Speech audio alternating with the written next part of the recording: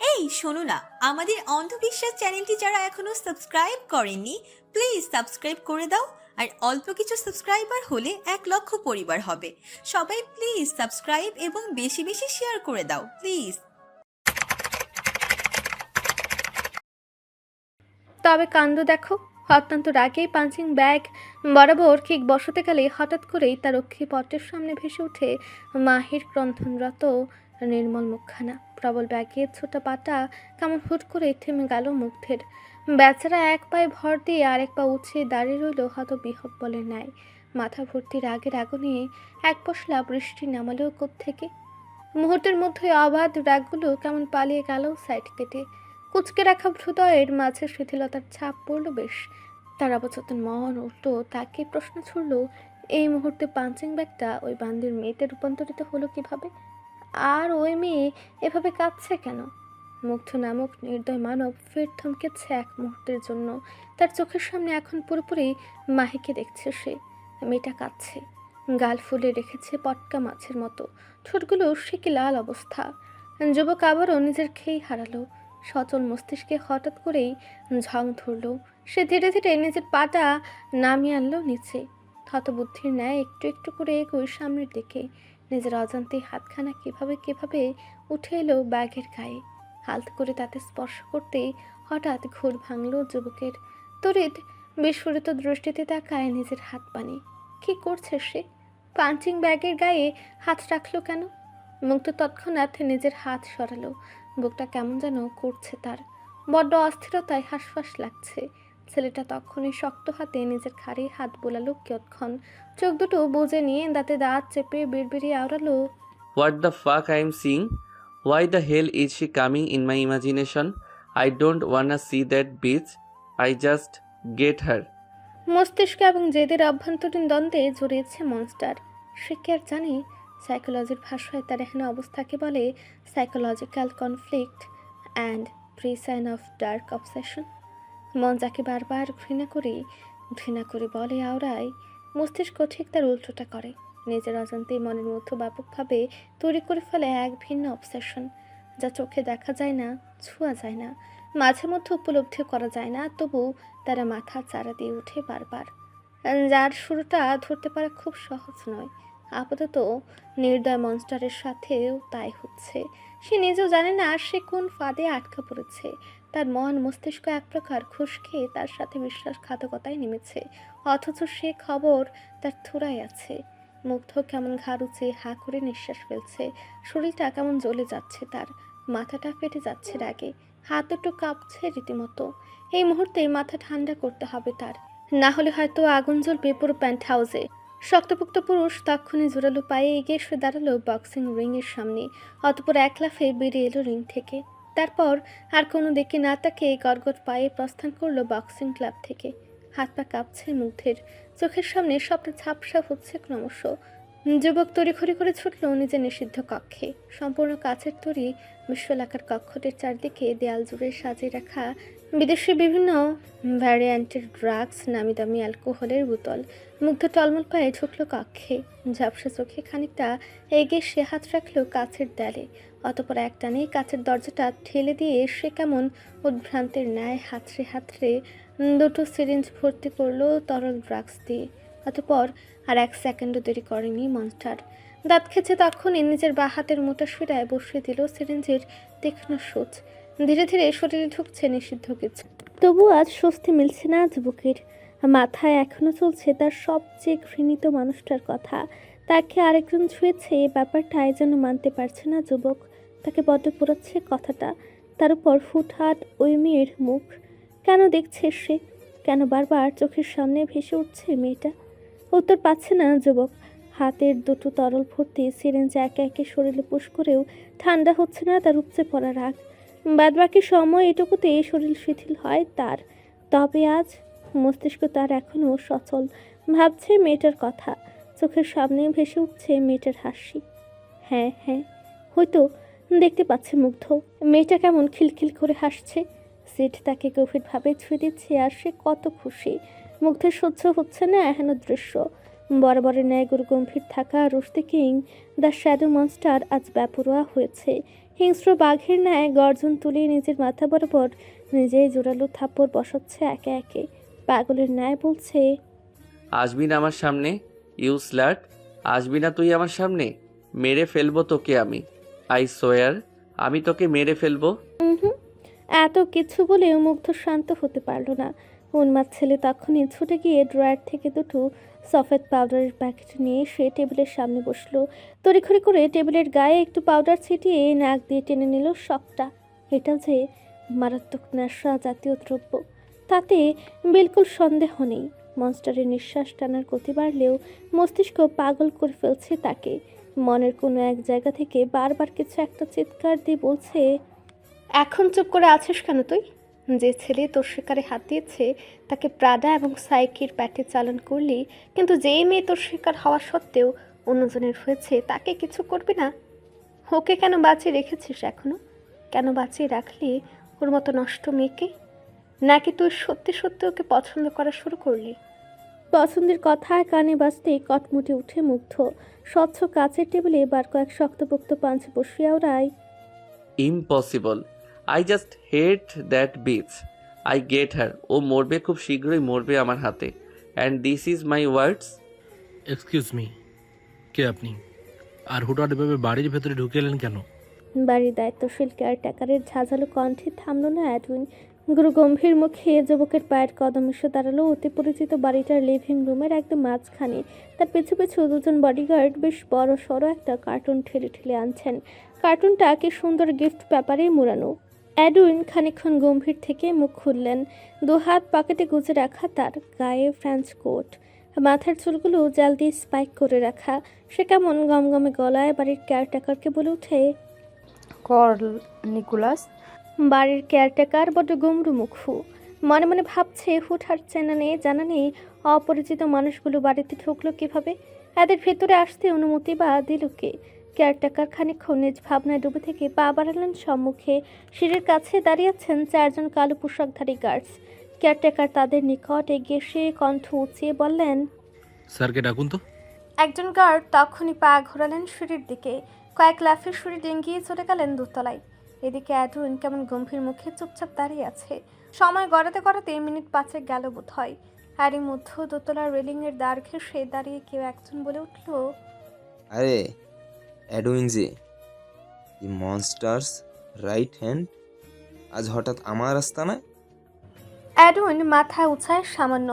দোতলায় দাঁড়িয়ে আছে নিক, গায়ে স্রেফ নাইট কোট। অ্যাডউইন ঠোঁটের কোণে বাঁকা হাসি ঝুলিয়ে শ্লেষাত্মক কণ্ঠে বলল, মনস্টার তোমার জন্য একটা গিফট পাঠিয়েছে নি, কাম অ্যান্ড ডিসক্লোজ দিস। ভ্রু গোটায় নিক। মনস্টার তার জন্য গিফট পাঠিয়েছে? সিরিয়াসলি? এত ভালো কবে থেকে হলো সে? অথচ সে তো এতদিন জানতো মনস্টার সাপ হলে সে হচ্ছে নিউলে। নিক বিচক্ষণতার সঙ্গে কিয়ৎক্ষণ চুপ করে থেকে আচমকা আদেশ ছড়ল গার্ডদের। কণ্ঠ উঁচিয়ে বলল, দুজন বডিগার্ড রয়ে শুয়ে গেলেন কার্টুনের দিকে। দুজনের চোখে মুখে স্পষ্ট ভীতি। যদি এই কার্টুনে বোম জাতীয় কিছু থাকে তখন? মনের মধ্যে একরাশ ভয়ডর নিয়ে কিছুক্ষণ এক দৃষ্টিতে তাকিয়ে থেকে বেচারারা উদ্যত হলেন কার্টুনের বাঁধন খুলতে। ধীর হাতে কার্টুনের গা থেকে বাঁধন খুলে যেই না মুখটা খুলবে অমনি এক বিকট উটকো গন্ধে গা গুলে ওঠে গার্ডদের। বেচারা দুটো তখনই ছিটকে পড়লেন মেঝেতে। তড়িঘড়ি করে নাক মুখ চেপে ধরে একযোগে আওড়ালেন। ওদিকে নিকো কেমন নাক মুখ চেপে ধরেছে তীব্র দুর্গন্ধে। কপালে গোটা কতক সন্দেহজনক ভাঁজ ফেলে তখনই ঝাঁঝালো কণ্ঠে অ্যাডউইনকে জিজ্ঞেস করে ওঠে, হোয়াট দ্য ফাক অ্যাবসেন্ট? অ্যাডউইন ক্রোর হাসল বোধ হয়। জিভটা খানিক ঠোঁটের উপর নাড়িয়ে চাড়িয়ে বলল, খুলে দেখো Nick. Nick, I hope you would like it. সন্দেহ তীব্র হলো নিকের। যুবক তখনই গাটগঠে নেমে এলো সিঁড়ি বেয়ে। কার্টুনের দিকে যত এগোচ্ছে ততই যেন দুর্গন্ধের তীব্রতা বেড়ে যাচ্ছে। নাক মুখ কোনো মতে চেপে রেখে নিক এসে দাঁড়ালো কার্টুনের কাছে। এক হাতে তৎক্ষণাৎ কার্টুনের মুখটা খুলে দিতে দেখলো কালো রঙা কাপড়ে মুড়ে রাখা কিছু। নিক কেমন গমগমে গলায় গার্ডদের আদেশ ছুড়ল, এটার ভিতর কি আছে বের কর। গার্ডদের আর কি বা করার আছে? মনিবের আদেশ বলে কথা। শত গুলিয়ে উঠলেও খুলতে তো হবেই। গার্ড দুজন কোনো মতে নিজেদের নিঃশ্বাস আটকে রেখেই হাত বাড়ায় কার্টুনের ভেতরে মোটা মোটা দুটো গোলাকার বস্তু হাতে নিতে আঠালো কিছু হাতে ঠেকলো তাদের তড়িঘড়ি করে বস্তু দুটো হাতে তুলে নিকের সামনে ধরতেই নিক মুখ ঘুরায় অন্যত্র ইশারায় বোঝায় কাপড় সরাতে যে কথা সেই কাজ গার্ড দুজন তখনই কাপড় সরালেন বস্তু দুটোর গা থেকে আর অমনি ভয়সের দ্বারা অব্দি কেঁপে উঠল সবার গার্ড দুজন আর ধৈর্য ধরে রাখতে পারলেন না বস্তু দুটো হাতে রেখেই মুখ ভরে বমি করে দিলেন বেচারা দুটো সম্মুখে দাঁড়িয়ে থাকা নিক নাক সিটকে খাড় ঘোরাতে চোখের সামনে যা দেখলো তাতে ছেলেটা কেমন হা হয়ে গেল গার্ডদের হাতে দুটো মাথা একটা সিরের আর একটা ইরার কি বিধ্বস্ত তাদের মুখ কপালে গভীর ক্ষত করে লিখে রাখা অ্যাজ সিম্পল গিফট ফ্রম রুশ দ্য কিং টু নিকোলাস নিক ভরকায় তড়িৎ বিস্ফোরিত দৃষ্টিতে তাকায় অ্যাডউইনের পানে অ্যাডউইন কেমন ক্রূর চোখে তাকিয়ে আছে ঠোঁটের কোণে তার খেলছে এক চেলতে বাঁকা হাসির রেশ সে কেমন শান্ত কণ্ঠে আওড়ায় এখনো সময় আছে শুধরে যাও নিক, নয়তো বা কোনো একদিন দেখা যাবে তোমার মাথাটাও এভাবে অন্যের হাতে থাকবে। নিক শুনল দাঁত কিরমির করতে করতে তখনই চেঁচে উঠে বলল, গার্ডস হোল্ড দিস মাদার ফাকার। হুকুম তামিল করলেন সবাই। এক ডাক একর থেকে সব ছুটে সে গান পয়েন্ট করলো অ্যাডুনের মাথা বরাবর, অথচ অ্যাডুনের মুখভাবে নেই বিন্দুমাত্র বিচলিত ভাবসাব। যুবক কেমন শান্ত হেসে নিজের চোখ থেকে নীল রঙা চশমাটা খুলে নিল এক হাতে, আঙুলের ভাঁজে চশমাটা গুছিয়ে নিয়ে তার ছেলে সুরে শোধালো, ওহ নিক, স্টপ দিস ক্র্যান্ডাল বুলশিট। তুমি নিজেও জানো এদিকে আমার গায়ে সামান্যতম আঁচড় পড়লে অন্যদিকে তোমার পুরো সাম্রাজ্য ঘুরিয়ে দেবে মনস্টার, তাও আবার এক চুটকিতে। এত কিছু জেনো এহেন বোকামি। Saint Petersburg. আকাশের বুক ছেড়ে নামছে স্নোফলের গুটি গুটি দানা, রাস্তাঘাটের সর্বত্র ঢেকে গিয়েছে টাকনো সমান বরফে। গায়ে মোটা জ্যাকেট, পায়ে পরিহিত লম্বা লম্বা বুট জুতো, মাথা ঢেকে আছে মাঙ্কি ক্যাপে, মুখের সামনে ক্যাজুয়াল মাস্ক, গলায় একখানা লাল রঙা মাফলার পিছিয়ে এগুচ্ছেন মাইকেল, হাতে একখানা টর্চ লাইট। সূর্য প্যালেসের ঠিক ডান দিকের রাস্তা দিয়ে খানিকটা এগুলোই জঙ্গল, বড় বড় পাইক গাছের জঙ্গলখানা। দিনের বেলাতেও যা ভয়ানক, সেখানে সন্ধ্যার অমন মৃদু অন্ধকারে জঙ্গলটা যে গা হিম ধরে দেবে যে কারো। ছিমছাম গায়ের গরনের মধ্যবয়স্ক মাইকেল, চেহারা এখনও খুব একটা বয়সের ছাপ পড়েনি তার। মানুষটা ভয়ে ভয়ে এগোচ্ছেন সামনে, হাতের টর্চ লাইটটা এতক্ষণ জ্বলতে থাকলেও যেই না তিনি পা রাখলেন জঙ্গলে, অমনি লাইটটা কেমন আচমকা বন্ধ হয়ে গেল। চলন্ত পা দুটো ফুট করেই থমকায় মাইকেলের। চিন্তিত ভয়াল মুখে টর্চ লাইটটা হাতের তালুতে বারবার বাড়ি দিচ্ছেন, তবু লাইটটা কেন যে জ্বলছে না। মাইকেল ভয়ে তটস্থ। লাইট জ্বালানোর অনবরত চেষ্টায় মত্ত থেকে শুরু করলেন বাইবেল পাঠ। ঠিক তখনই আলোর থেকে ভেসে আসে ন্যাকড়ে বাঘদের আর্তনাদ। জঙ্গলের হিংস্র পশুদের এমন করুণ চিৎকারের ভয়ে গলা অবধি শুকিয়ে গেল মাইকেলের। বেচারা কেমন ক্ষণে ক্ষণে ঢুক গেলে ঘাড় বাঁকিয়ে এদিক ওদিক তাকালেন। যত দূর চোখ যাচ্ছে তত দূর শুধু অন্ধকার আর অন্ধকার। মাইকেলের আর সাহস হলো না এহেন অন্ধকার মারিয়ে সামনে এগোনোর। বেচারা ভয়ে ভয়ে কদম পেছাতেই হঠাৎ কোত্থেকে একজোড়া শক্তপোক্ত হাত এসে পেঁচিয়ে ধরল বেচারাকে। এক হাতে আঁকড়ে ধরল মাইকেলের গলা, আরেক হাতের শক্ত থাবায় চেপে ধরেছে বেচারার মুখ।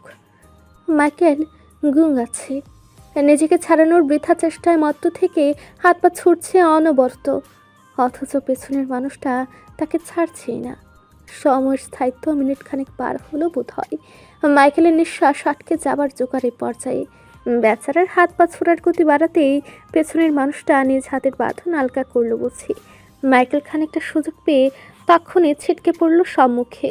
দু হাঁটু থোকায় থোকায় ঘাসে পরিপূর্ণ জমিনে ঠেকিয়ে জিভ বার করে শ্বাস নিতে লাগলো পাগলের মতো। ইস, আরেকটু হলেই বোধ হয় বেচারার প্রাণটা বেরিয়ে আসতো দেহ ছেড়ে। বেচারা একদিকে হাঁপাতে ব্যস্ত, অন্যদিকে পেছনে দাঁড়িয়ে থাকা কালো হুডি পরা ব্যক্তিটি আলগোছে এগিয়ে এসে দাঁড়ালো মাইকেলের মুখোমুখি। একজোড়া কালো বুট পরিহিত পা বরাবর নজর পড়ল মাইকেলের। সে খানিকটা সময় নিয়ে ঘাড় উঁচিয়ে তাকালো। সফেদ রঙা প্লাস্টিকের ভূতের মুখোশ পুরো ব্যক্তিটি তার পানি তাকিয়ে আছে বোধ হয়। আশ্চর্যের ব্যাপার হচ্ছে, তাকে দেখে মোটেও অবাক হয়নি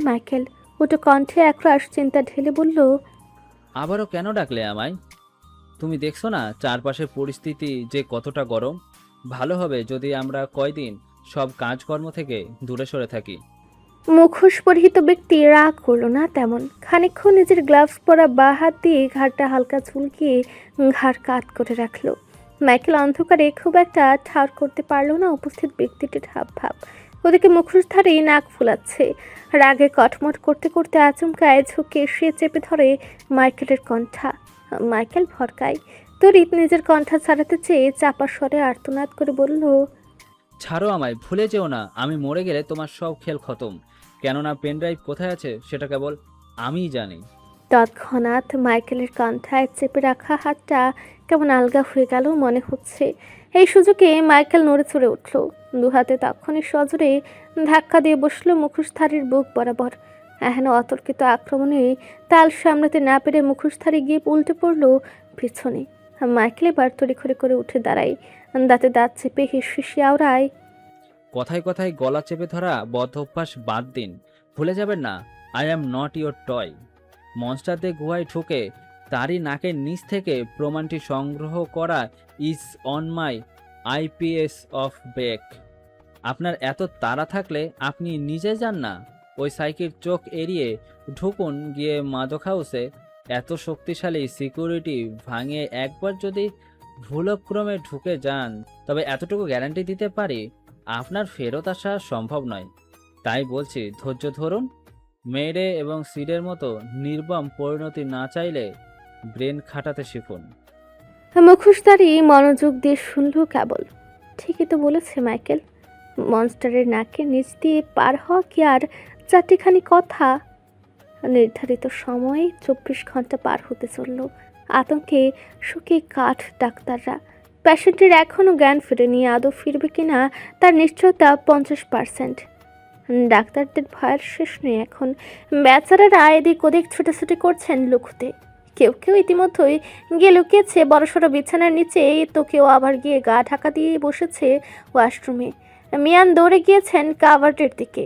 কাভার্ডের একপাশে বেশ জায়গা, ছিমছাম গায়ের গরনের মিয়ান বেশ সুন্দর মতো গা লুকায় সেথায়। ওদিকে দামড়া ভুড়িওয়ালা দামিয়ান কেমন বাদরের মতো লাফাচ্ছে। বেচারাকে কেউ একটু জায়গা দিচ্ছে না লুকোতে। যতবার বেচারা কোথাও লুকোতে চাচ্ছে ঠিক ততবারই সবাই তাকে দূর দূর করছে, কেননা দামিয়ানের আবার বড় বায়ু দূষণ করার স্বভাব। অতিরিক্ত নার্ভাসনেসে বেচার প্রায়শই এহেন উদ্ভট কাজকর্ম করে বসে। তাই আর তাকে নিয়ে লুকোনোর দুঃসাধ্য কেউ দেখালো না। দামিয়ান বেচারা বড্ড অসহায় এই পর্যায়ে। আজ বিপদে পড়ে মানুষ চিনল সে, কোথাও একটু জায়গা দিল না কেউ।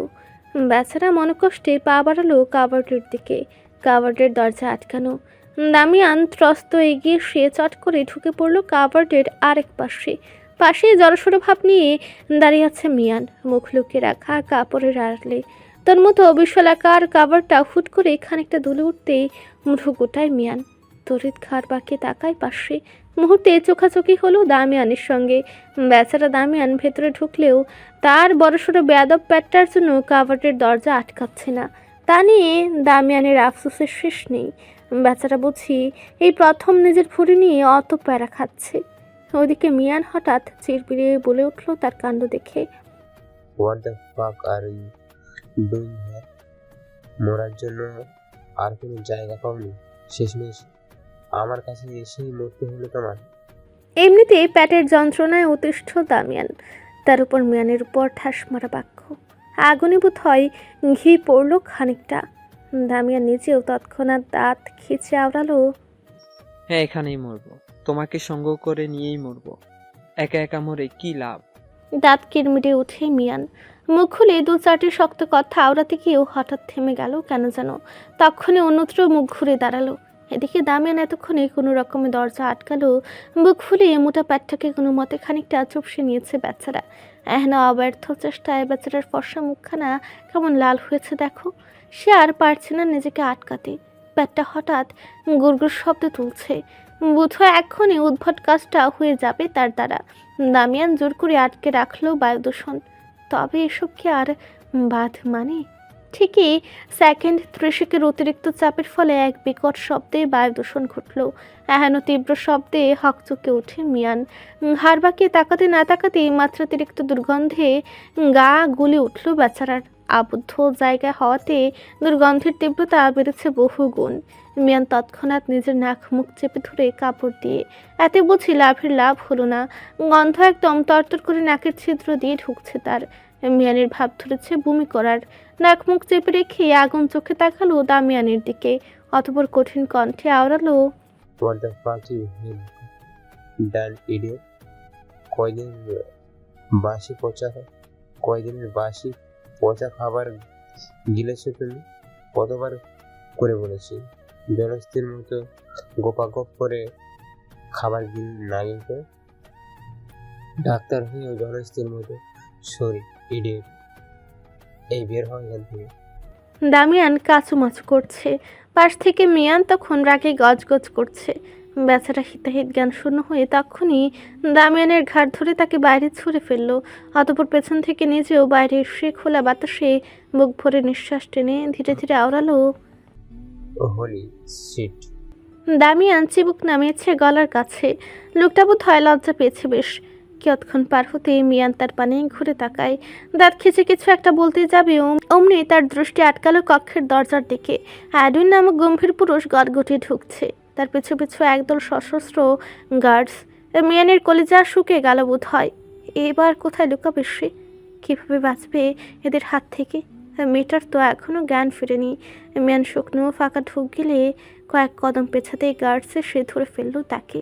অ্যাডুইন গম্ভীর মুখে একবার নজর বোলালো শয্যাশয়ী মাহির পানে। মেয়েটাকে এখন অব্দি অচেতন দেখে দীর্ঘ নিঃশ্বাস বেরোলো তার বুক চিরে। সে কেমন কঠিন গলায় আওড়ালো, আপনাদের সময় শেষ, মনস্টারকে ডাক এসেছে, এবার চলুন। হকচকে উঠে সবাই। দামিয়ান ফের কান্না জড়েছে বাচ্চাদের ন্যায়। আকুতি জানাচ্ছে না মারার। অ্যাডুইন সেসব কানেও তুলল না বোধ হয়। ঘাড় ঘুরিয়ে এদিক ওদিক দৃষ্টি ফেলে গলা উঁচে হুঙ্কার ছুড়ল, নেক্সট 30 সেকেন্ডের মধ্যে যে যেখানে আছে সেখান থেকে বেরিয়ে না এলে কপালে শনি লাগবে সবার, মাইন্ডেড। এহেন হুমকিতে গা কাটা দিয়ে উঠল বাদ বাকিদের। কেউই নড়চড় করলো না তেমন। দামিয়ান এবার দুষ্ট বুদ্ধি আঁটলো। তখনই অ্যাডুইনকে জানালো, কয়েকজন খাটের তলায় লুকিয়েছে আর কয়েকজন ওয়াশরুমে, কেউ কেউ লুকিয়েছে বুকশেলফের পিছনে। এহেন কথা কর্ণপাত হওয়া মাত্রই গার্ডস ছুটল সেদিকে। মিয়ান কেমন দাঁত কিরমির করে তাকিয়ে আছে দামিয়ানের পানে। দামিয়ান আর দৃষ্টিতে দেখল তা। লোকটা কেমন মুখ বাঁকালো দেখো। তার ভাব এমন, মরলে আমি একা মরবো কেন, সবাইকে নিয়ে মরবো। দুহাঁটু গেড়ে রাখা মেঝেতে হাত দুটো টেনে কোমরের কাছে বাঁধা, মুখমণ্ডল ঢাকা কালো কাপড় দিয়ে একসাথে সারিবদ্ধভাবে বসে আছে 35 জন ডাক্তার। মানুষগুলো কাঁপছে ভীষণ। মুখ বরাবর ট্যাপ লাগিয়ে রাখা বিধায় সামান্যতম কথাও বেরোচ্ছে না তাদের মুখ দিয়ে। সম্মুখের বিশাল চেয়ারে বসে আছে মনস্টার। দু হাতে দুটো রিভলভার, গায়ে জড়ানো পাতলা ফিনফিনে একখানা কালো রঙা শার্ট, তাও আবার সবগুলো বোতাম খোলা।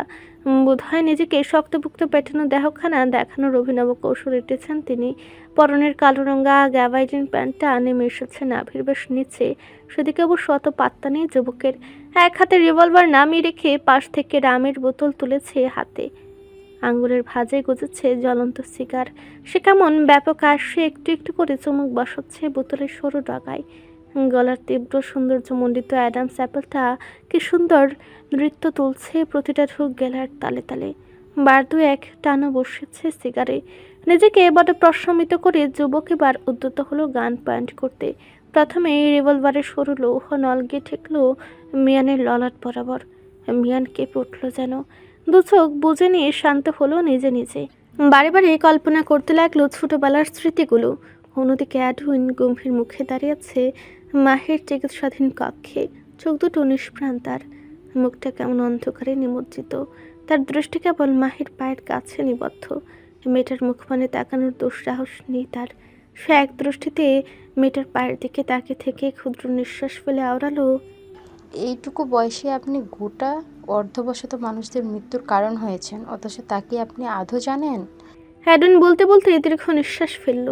দৃষ্টিটা খানিক সরাতেই হঠাৎ থমকে দাঁড়ালো কেন যেন। এইমাত্র সে কি দেখল? মেয়েটার পা দুটোকে নড়ল। অ্যাডুইন ত্রস্ত নজর ঠেকালো মাহির পায়ের দিকে। নেখাত চোখে কিয়ৎক্ষণ তাকিয়ে থাকতে ফের দেখল মাহির পা জোড়ার অবাধ নড়চড়।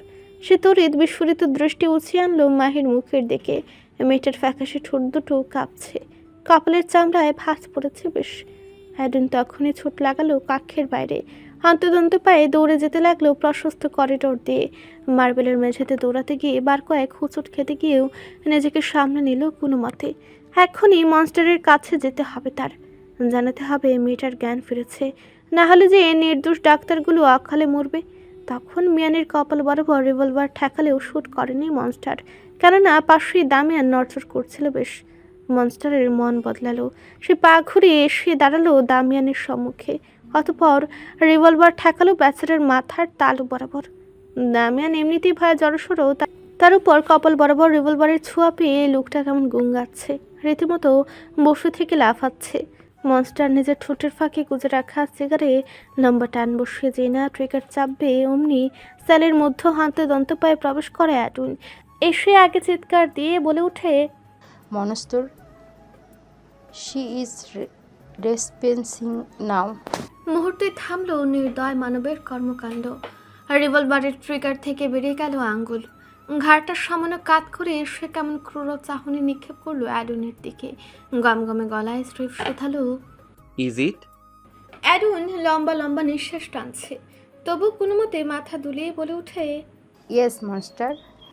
আচমকায় নির্দয় মানবের ঠোঁটের কোণে ফুটে উঠল একচিলতে বাঁকা হাসির রেশ। দামিয়ানের মাথা বরাবর চেপে রাখা রিভলভারটা সরিয়ে নিয়ে নিজের ঘাড় চুলকালো তার নল দিয়ে। রয়েছে ভারী কণ্ঠে আওড়ালো, দ্যাটস ইট।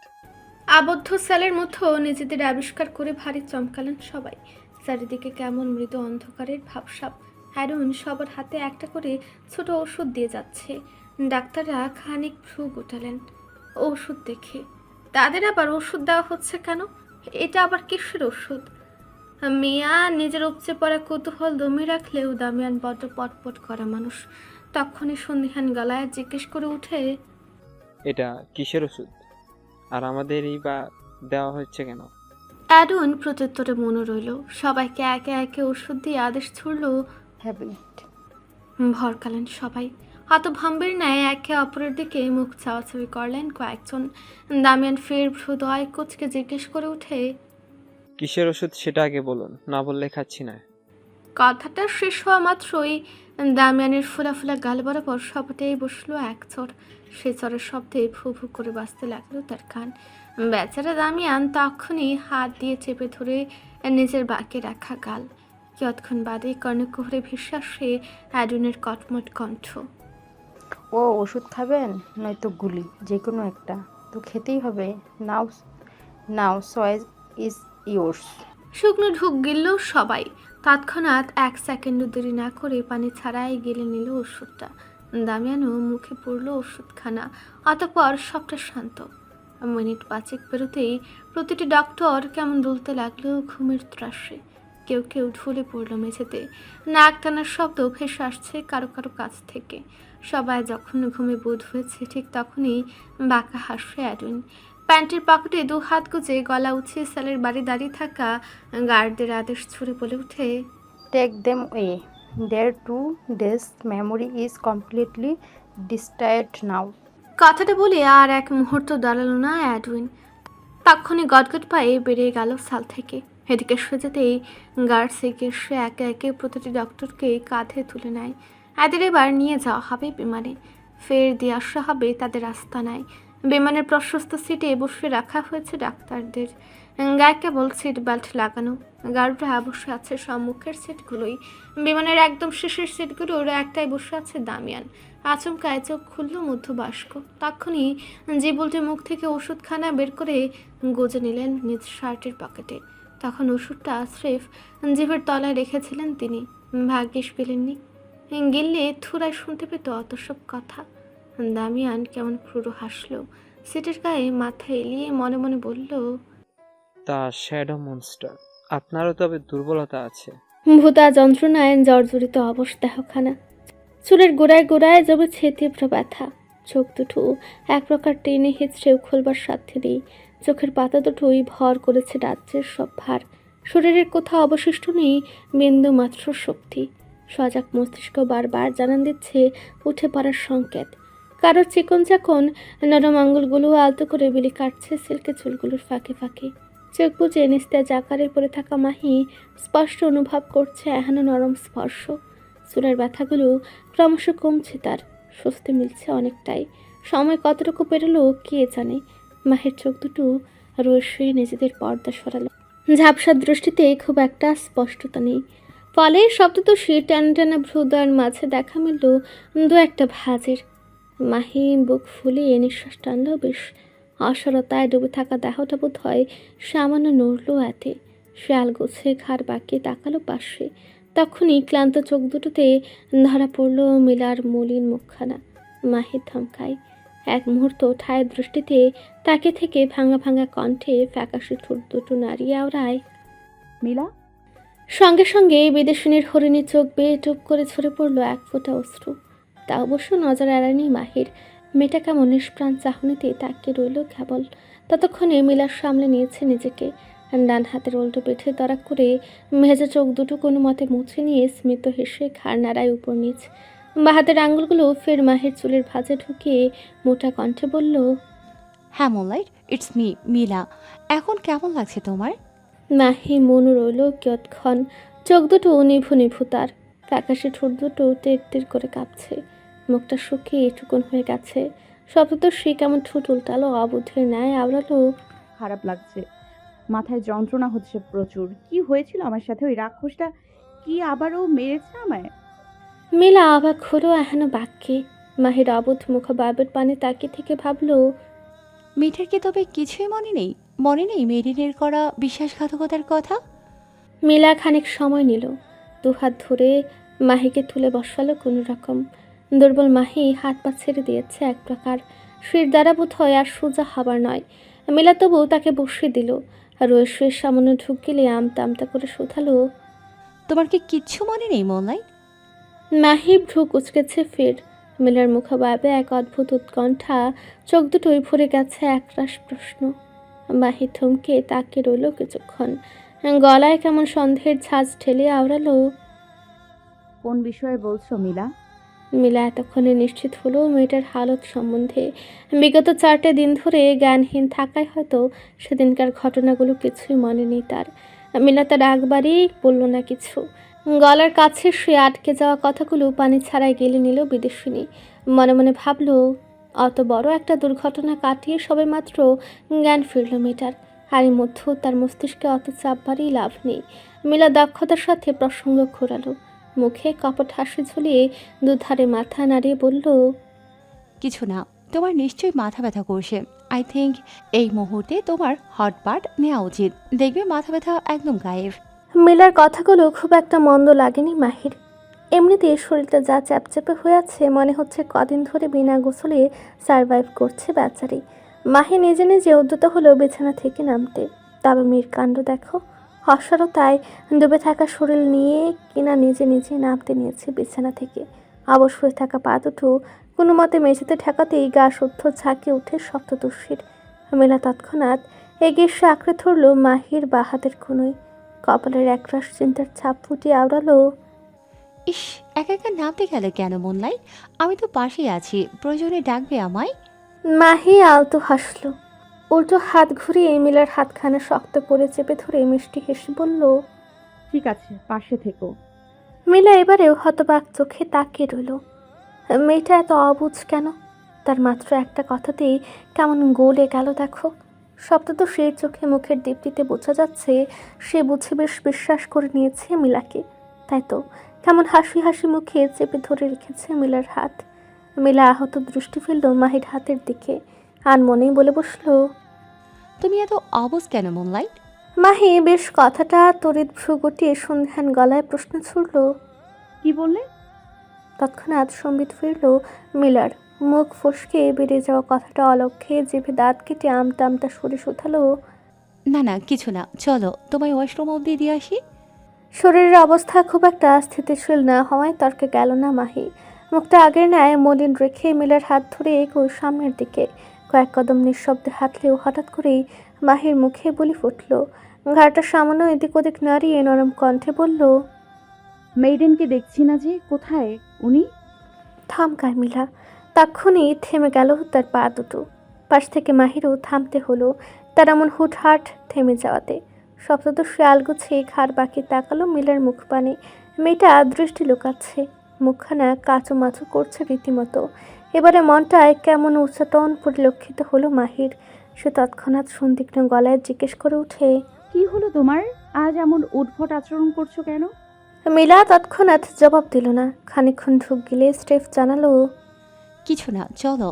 মাহি এবার অনর নিজ বাক্যে তড়িৎ মিলার হাত থেকে নিজেকে কনুই দিয়ে ছাড়িয়ে নিয়ে শত দুর্বলতা সত্ত্বেও কঠিন গলায় আওড়ালো, কথা ঘোরাবে না মিলা। আমি বেশ টের পাচ্ছি তুমি আমার কাছ থেকে কিছু একটা লুকোচ্ছ। এখন ভালোই ভালোই বলো সবটা। মিলা নিশ্চুপ, নজর ঠেকেছে মেঝেতে। তা দেখে মাহির কেমন রাগ হলো মনে হচ্ছে। মেয়েটা দাঁত খিচে অন্যত্র মুখ ঘুরিয়ে আওড়ালো, চলে যাও আমার ঘর ছেড়ে, আর মেইডেনকে পাঠাও, যাও। মিলা মুখ বুজে শুনল সবটা। মাহির কথাগুলোকে খুব একটা পাত্তা না দিয়ে হাত বাড়িয়ে তাকে ধরতে গেলে হাতটা কেমন ছু মেরে সরে নিল মাহি। ঝাঁজ দেখে ফির বলল, ধরবে না আমায় তুমি, যাও মেইডেনকে ডাকো। মিলার বুঝে আর সহ্য হলো না এহেন কথা। সে কেমন তিরিক্ষি মেজাজে তখনই বলতে শুরু করলো, maiden, maiden, maiden, stop talking about her moonlight.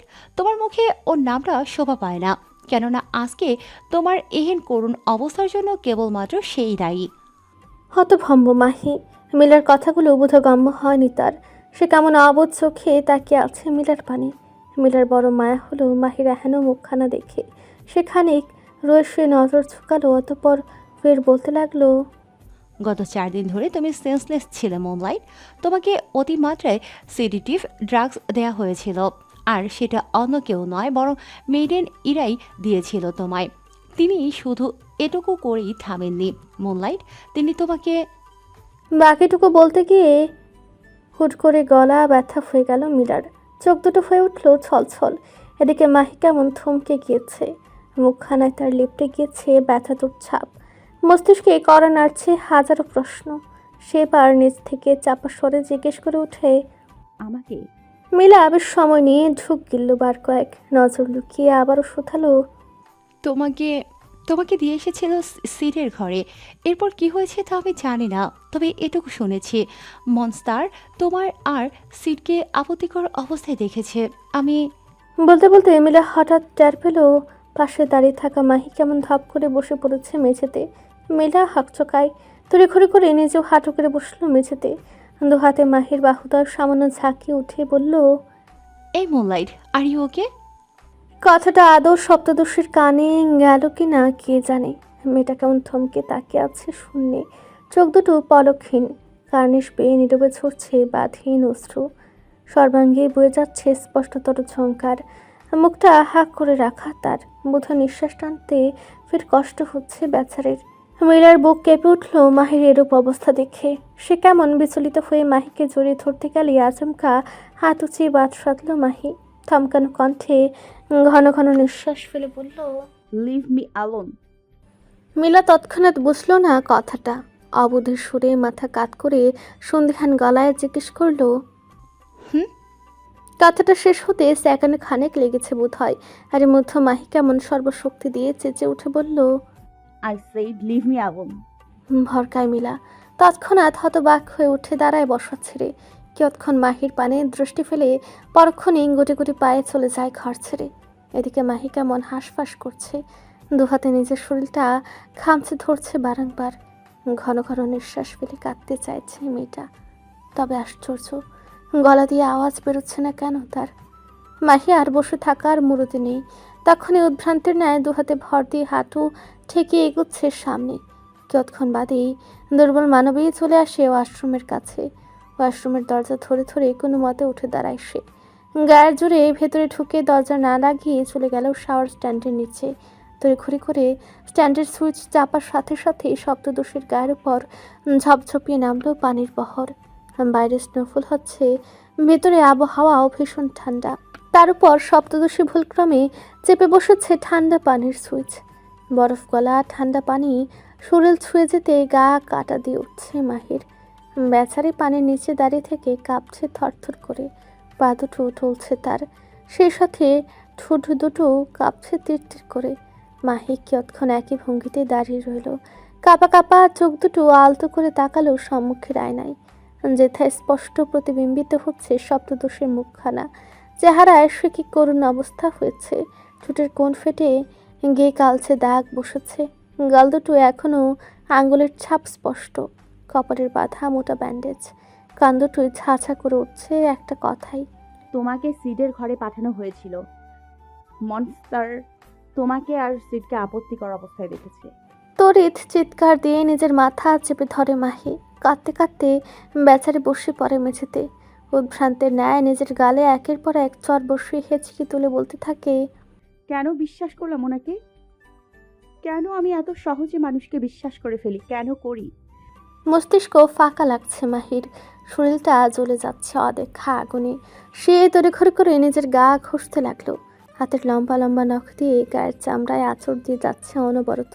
যে মেয়ে কখনো সুস্থ অবস্থায় কোনো পুরুষের দিকে চোখ তুলে তাকায়নি, শেষে কিনা তাকে সিডেটিভ ড্রাগস দিয়ে অন্য একটা পরপুরুষের ঘরে পাঠানো হয়েছিল।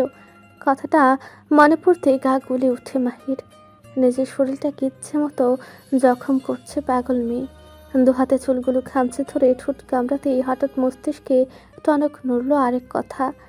সে ঠিক আছে তো? তার সাথে উল্টাপাল্টা কিছু হয়নি তো?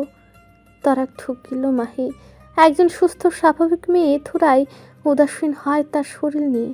মাহি তৎক্ষণাৎ নিজের দিকে দৃষ্টি ফেলল। নিজের দেহে আদৌ কোনো আমূল পরিবর্তন এলো কিনা তা দেখতে তৎপর হলো পরক্ষণেই।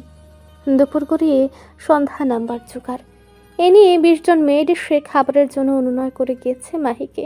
মেয়েটা যেন এক মুঠ হলেও অন্তত খায়। ডাক্তারদের প্রেসক্রিপশন অনুযায়ী সে এখনও বেশ দুর্বল। ঠিকমতো খাওয়া দাওয়া করে ওষুধ না খেলে সে যে আবারও অসুস্থ হয়ে পড়বে। এহেন চিন্তা থেকেই মেয়েটরা বেশ কবার মেয়েটাকে বুঝিয়ে সুঝিয়ে গিয়েছেন।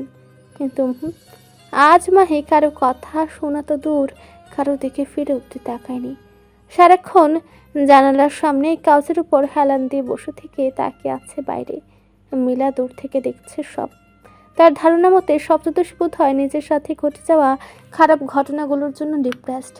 মিলা কয়েকবার গিয়েছে মাহির কাছে, সাধ্যমতো অনুরোধ করেছে খাবার খাওয়ার জন্য, তবেই কাজে দেয়নি তা। ঘরের দরজার কাছে বিষণ্ণ মুখে দাঁড়িয়ে থাকা মিলা এবার দীর্ঘ নিঃশ্বাস ফেলল। মুখটাতে অন্ধকার লেপ্টে নিয়ে আগোছালোভাবে দেহ বাঁকিয়ে করিডোরের দিকে এগোতেই হুট করে ধাক্কা খেল কারো শক্তপোক্ত বুকের সঙ্গে। ঘটনার আকস্মিকতায় তখনই পেছন দিকে ছিটকে পড়ল মিলা। তাল সামলাতে না পেরে পা দুটো ভেঙে পড়ে গেল মেঝেতে।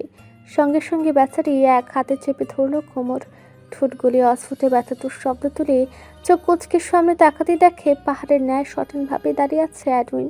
মুখটা কেমন বিরক্তিতে কুচকে রাখা তার। ঘটনার আকস্মিকতায় তখনই পেছন দিকে ছিটকে পড়ল মিলা। তাল সামলাতে না পেরে পা দুটো ভেঙে পড়ে গেল মেঝেতে। সঙ্গে সঙ্গে বেচারা এক হাতে চেপে ধরল কোমর। ঠোঁট গলিয়ে অস্ফুটে ব্যথাতুর শব্দ তুলে চোখ কুচকে সামনে তাকাতে দেখে পাহাড়ের ন্যায় সটনভাবে দাঁড়িয়ে আছে অ্যাডউইন। মুখটা কেমন বিরক্তিতে কুচকে রাখা তার। মিলা খানিক ঠুক কিনল। তড়িঘড়ি করে নিজের নজর ঝুঁকাতেই শুনতে পেল অ্যাডউইনের দাঁত কিরমির কণ্ঠ। চোখে দেখো না গ্লুয়া স্টপিট। হাঁটার সময় চোখ দুটোকে হাতে নিয়ে ঘুরো নাকি? মিলা ঠোঁট কামড়ে বসে আছে, চিবুক নামেছে গলার কাছে। এক হাতে কোমর ডলতে ডলতে দেখলো সম্মুখ থেকে একখানা শক্তপোক্ত হাত বাড়িয়ে দিয়েছে তার পানে।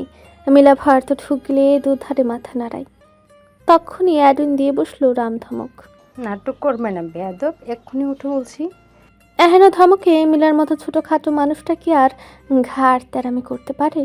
সে সঙ্গে সঙ্গে হাত উঁচিয়ে চেপে ধরে অ্যাডউইনের বাড়ি রাখা হাত। অ্যাডউইন টান বসালো জোরে সুরে। মুহূর্তেই বসা ছেড়ে উঠে দাঁড়ায় মিলা। প্রাণটা বোধ হয় এক্ষুনি হাতে চলে এসেছিল তার। তারই মধ্যে অ্যাডউইন ঝটকা দিয়ে ছাড়িয়ে আনলো নিজের হাত।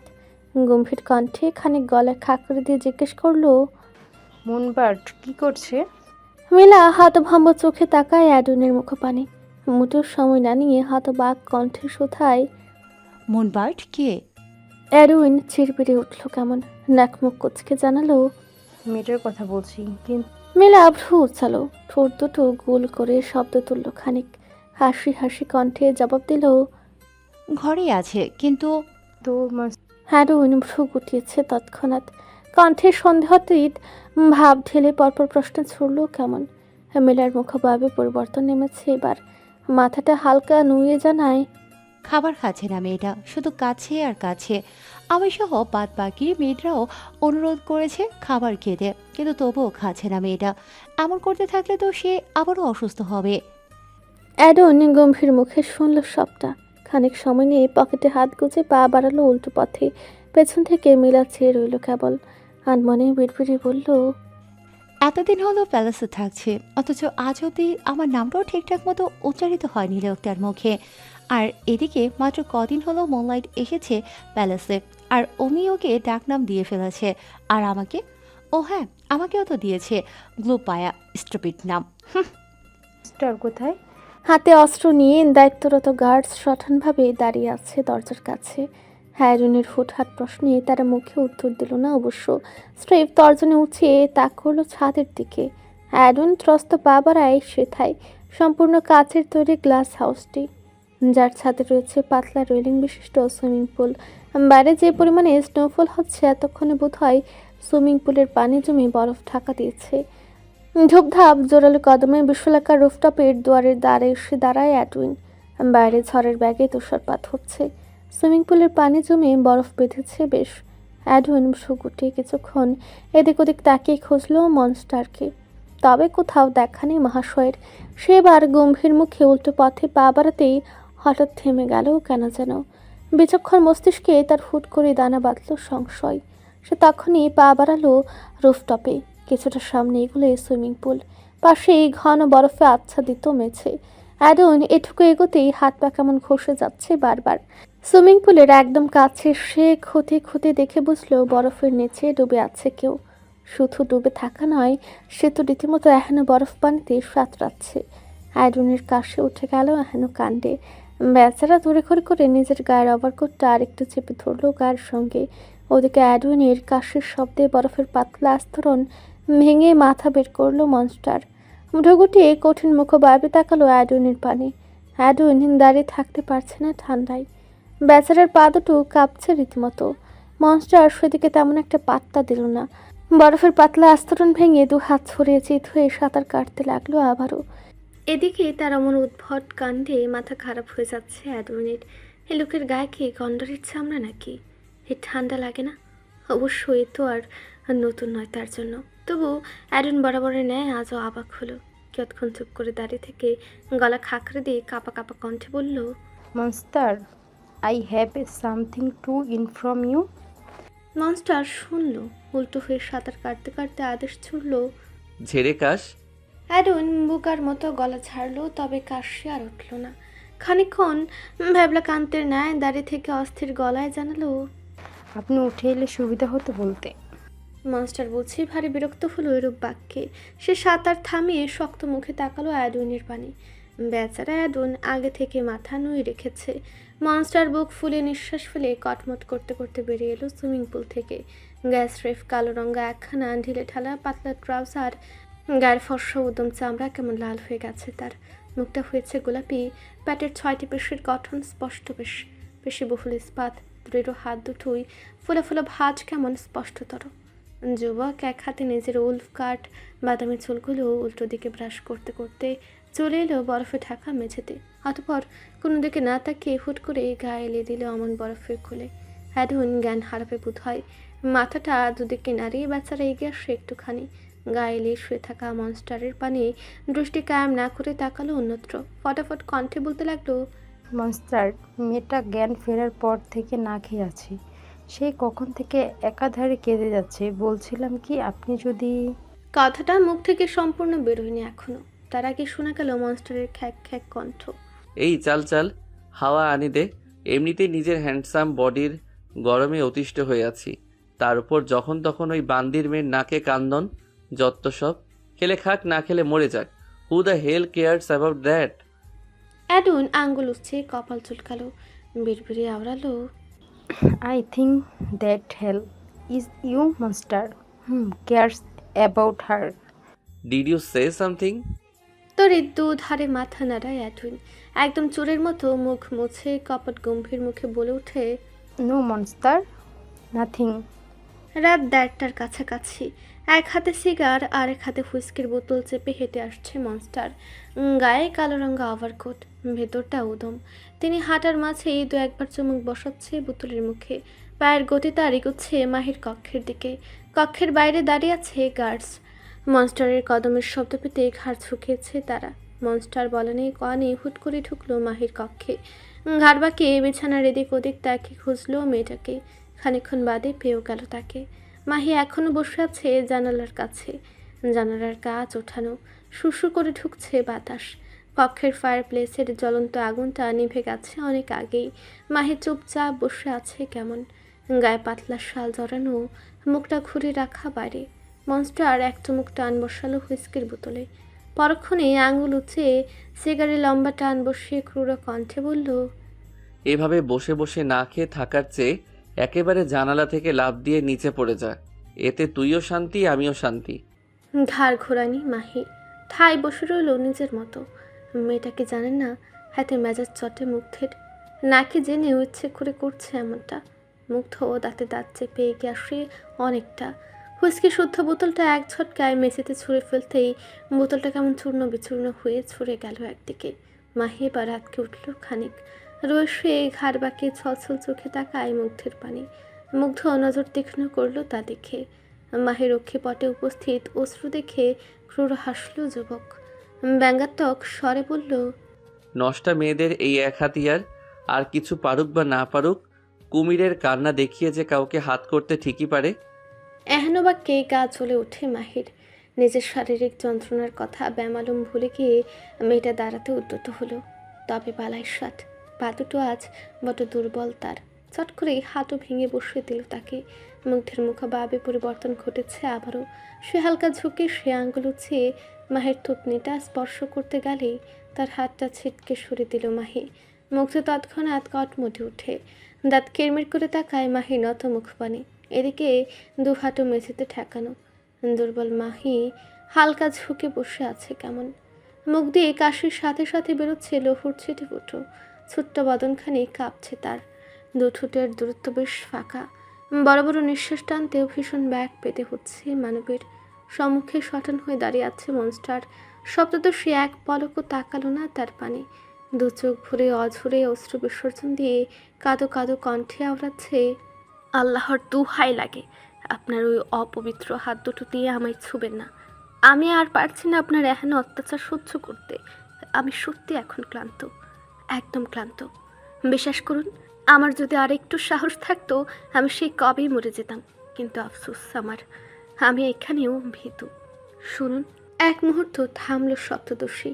মাথাটা ঠায় নুয়ে রেখে নাক টেনে ফের আওড়ালো, আমি কোনোদিন কারোর কাছে কিছু চাইনি। বরাবরই মুখ চোরা স্বভাবের মানুষ আমি। তবে আজ আপনার কাছে একটা কিছু চাইছি। দয়া করে আমায় একেবারে মেরে ফেলুন, অনুরোধ করছি। এবার একেবারে শেষ করে ফেলুন আমায়। হুহু কান্নায় বাদ ভেঙেছে সপ্তদর্শীর। ফর্সা মসৃণ মুখখানা জুড়ে ছড়িয়ে গেছে রক্তিম আভা। সরু নাকের পাটাটা ফুলে গিয়ে বরাবরের ন্যায় পাকা টমেটোর রং ধারণ করেছে আজ। তুলতুলে অধৈর্যরা কাঁপছে তীর তীর করে। সে আবারও নাক টানল। সম্মুখে সটানভাবে দাঁড়িয়ে থাকা নির্দয় মানব এত কিছু শুনেও ক্রূর হাসি টেনেছে ঠোঁটের কোণে। দুহাটু আলগোছে মেঝেতে ঠেকিয়ে ঝুঁকে এসেছে মেয়েটার দিকে। মাহি চিবুক নামিয়েছে কণ্ঠায়। হেঁচকে তুলে কাঁদতে আচমকা এক শক্তপোক্ত হাতের থাব এসে বসলো তার চুলের গোছায়। এমনিতেই বেচারির ক্ষুদ্রাকার শরীরটা যন্ত্রণায় বোধ হয়ে আছে, তার উপর অমন শক্তপোক্ত হাতের থাবা। মাহি কুঁকিয়ে যাচ্ছে ব্যথায়। চোখ মুখ কুচকে আর্তনাদ বেরোচ্ছে তার কণ্ঠ ফুরে। বন্ধ চোখের কার্নিশ পেয়ে টুপটুপ করে গড়িয়ে পড়ছে নোনা ধরা। মুগ্ধ কেমন ক্রূর চোখে তাকিয়ে আছে মেয়েটার মুখ পানে। তামাকে পুরা প্যারসিং করা ঠোঁটটা বুঝছে সামান্য পিষ্ট হলো দাঁতের সঙ্গে। বাদামি চোখ জোড়ায় শ্লেষাত্মক ইঙ্গিত স্পষ্ট। সেবার হাতের জোর বাড়ালো। শক্তপোক্ত হাতের তালুতে সজোরে পিষ্ট হলো মাহির নরম চুলগুলো। মাহি তৎক্ষণাৎ চেঁচে ওঠে। ব্যথাতুর শব্দে কেঁপে কেঁপে উঠছে তার বদনখানি। তার এহেন আর্তনাতে বড় স্বস্তি পাচ্ছে মুগ্ধ। ঠোঁটের কোণে তার আচমকায় ফুটে উঠল এক চিলতে বৈশাচে খাসির রেশ। সে তৎক্ষণাৎ মাহির ছোট্ট মাথাটা মেঝের সঙ্গে চেপে ধরল। ঘটনার আকস্মিকতায় হকচকানোর সময় মেলেনি মাহির। মাথার একপাশে শক্তপোক্ত হাতের থাবা, বেচারির মাথাটা কেমন পিষে যাচ্ছে মার্বেলের মেঝের সঙ্গে। হাতের জোর বাড়াচ্ছে মুগ্ধ। মাহি গঙ্গাচ্ছে বেশ, হাত পা ছুঁড়ে তরপাচ্ছে গলা কাটা মুরগির ন্যায়। ওদেরকে মুগ্ধের তাতে কিছুই যায় আসেনি বোধ হয়। নির্দয় মানব নিজের নির্দয়তার কঠোর ছাপ ফুটালো কণ্ঠে, দাঁত খেঁচে আওড়ালো, ইউ বিচ, যেখানে আমি আমার বাপের কথাই কানে তুলি না, সেখানে তুই কোন চ্যাটের বাল যার কথা আমি মানতে যাব? And you said you are না ডাই, রাইট? বলে অট্ট হাসিতে মাতল যুবক। হাতের থাবার জোর বাড়িয়ে মাহির গাল দুটো এক প্রকার থেতলে দেবার পায় তারা চালিয়ে ফের কঠিন গলায় শুধালো, ইউ নো হোয়াট বান্দির মেয়ে, তোর মরণ অত সহজে হবে না। অ্যাটলিস্ট আগামী 6 মাসে তো হবেই না। ইউ নো না, for the next 6 month you are my bloody bed partner, the one I brought to make my mistress, nothing else. অবশ্য তোর মতো স্লাটকে এর চেয়ে বেশি কিছু বানানো যায় না। এইটুকু শরীরে তোর যা গরম, পুরুষ মানুষের সান্নিধ্য পেলে তো আর কথাই নেই। চোখ ফেটে অস্ত্র গড়াচ্ছে মাহির।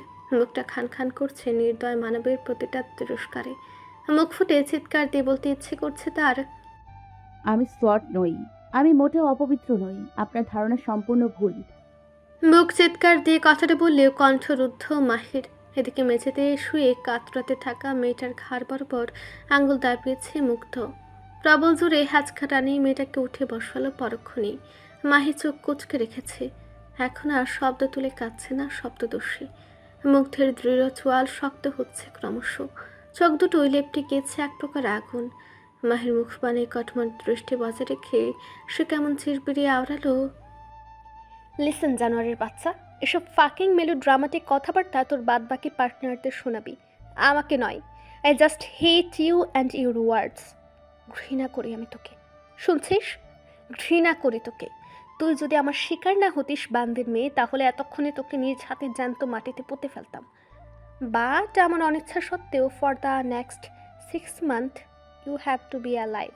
এই 6 মাসে রোজ আমার টর্চারগুলো সহ্য করতে হবে তোকে। তোর শরীরের সম্পূর্ণ আনাচে কানাচেতে থাকবে আমার দেওয়া মারের দাগ। Cause I love your pains. বিশ্বাস কর, তোর তিলে তিলে পাওয়া কষ্টগুলো আমি দেখতে ভীষণ এনজয় করি। হতবাক চোখে তাকিয়ে আছে সপ্তদর্শী। চোখ দুটো নীরবে অশ্রু ছড়াচ্ছে তার। মুখে তেমন রানী। একটা মানুষ ঠিক কতটা নির্দয় হলে এমন কথা বলতে পারে তা জানা নেই তার। এদিকে মুগ্ধের চোখ দুটোতে আজ কেবলই ঘৃণা। মেয়েটার দিকে তাকাতে বোধ হয় নাক সিটকাচ্ছে যুবক। সে তৎক্ষণাৎ মাহির মাথাটা ঝাঁকিয়ে দূরে সরালো। এহেন অতর্কিত কাণ্ডের তাল সামলাতে না পেরে বেচারে ফের ছিটকে পড়ল মেঝেতে। ছোট্ট মুখটা তার ঠেকে গেল চুলের ছাপটায়।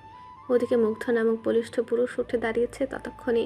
বাজ পাখির ন্যায় তীক্ষ্ণ দৃষ্টিতে মাহির দিকে এক দফা তাকিয়ে থেকে এগিয়ে এলো এক কদম।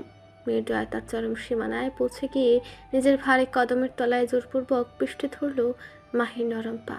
মাহি তৎক্ষণাৎ হুড়মুড়ে উঠে বসে, ঠোঁট কামড়ে কাঁদতে কাঁদতে চেপে ধরে মুগ্ধের পা।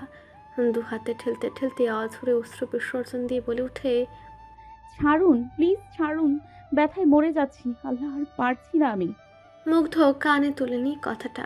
নিজ পায়ের তলায় মাহির পাটা পিষতে পিষতে কটমুঠে আওড়ায়, ব্লাডি স্লাট, 6 মাস আমার কাছে থাকার পর যদি বেঁচে ফিরিস, তাহলে দেশে গিয়ে শুধু একটা না 1000টা পার্টনার জুগিয়ে নিস।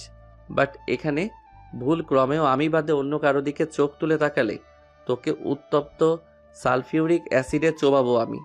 Mind it. ঝাঁজ নিয়ে কথাটা বলে পা সরায় মুগ্ধ। চোয়ালের পেশি শক্ত করে তখনই পা ঘোরালো উল্টো পথে।